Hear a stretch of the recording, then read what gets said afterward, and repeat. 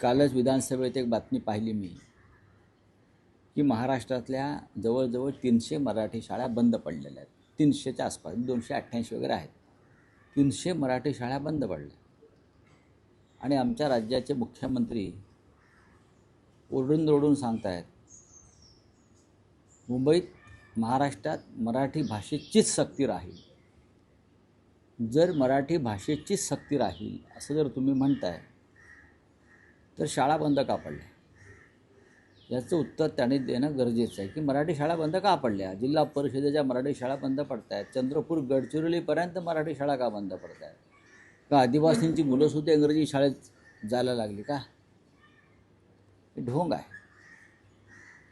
मुळात प्रशासनातले बडे अधिकारी, बडे सरकारी कर्मचारी, राजकारणी, सत्ताधारी, आमदार, खासदार यांचीच मुलं मराठी माध्यमातून जात नसतील, शिकत नसतील, तर मग तुम्ही इतरांवर सक्तीची करताय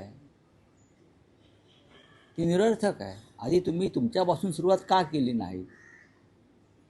मुख्यमंत्र्यांची मुलं कुठल्या शाळेत शिकतात? मी असं म्हणत नाही, मी टीका करत नाही. आम्ही अभिमानाने सांगतो की संजय राऊतांच्या मुली मराठी शाळेतच शिकल्या आणि आम्ही त्यांना हट्टानं मराठी शाळेतच टाकलं. अशी किती राजकारण्यांनी, मंत्र्यांनी, आमदारांनी, खासदारांनी, प्रशासकीय अधिकाऱ्यांनी आपल्या मुलांना मराठी माध्यमाच्या शाळेत शिकून पुढे नेलं, तर त्याचं उत्तर नाही असंच आहे.